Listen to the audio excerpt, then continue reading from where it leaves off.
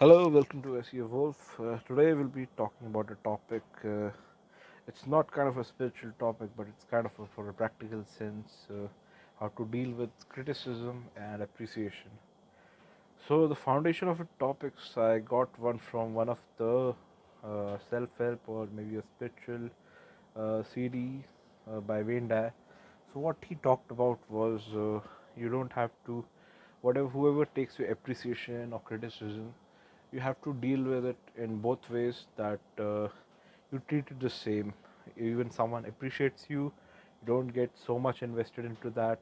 Even if someone criticizes you, don't get too much invested into that.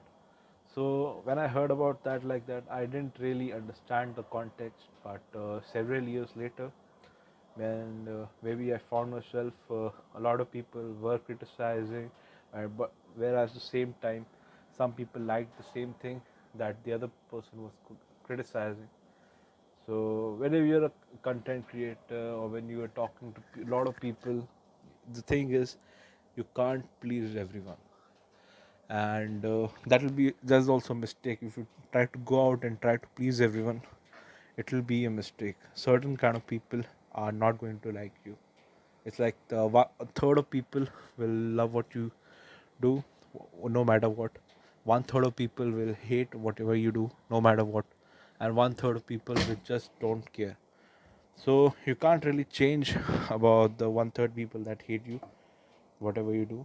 So my advice to you is stop worrying about it. And the other thing is, a lot of times appreciation can be used as a manipulative tool to get you to do something or get validation. So, uh,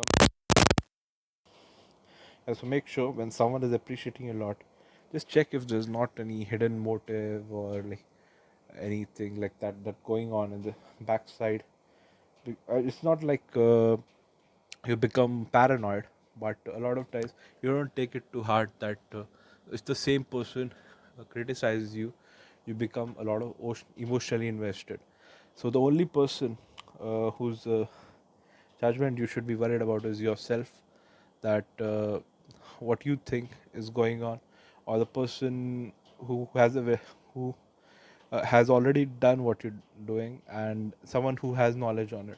It's not like every time if you're on talking to customers, they're not the right person to judge you on how to run your business or how to handle your sales call or customer service calls or whatever happens. That maybe a feedback from your supervisor or manager will be more, because if you try to take on every feedback that you get, any appreciation or every criticism that you get that is not from the right source, it can be very misleading and it can lead to you going straying off the correct path and try to do whatever you think the person you become kind of like a people pleaser.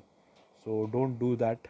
And even if you get criticisms, don't take it personally that much, because what happens is if you take the appreciations too seriously, you take the criticism also as seriously. So the only so if you have a strong identity, you know who you are, you know what you're doing correct, what you're doing wrong, you have an internal self assessment. So that is better than relying and becoming sad or become happy or on any other's judgments on how it is doing good or how it is doing bad.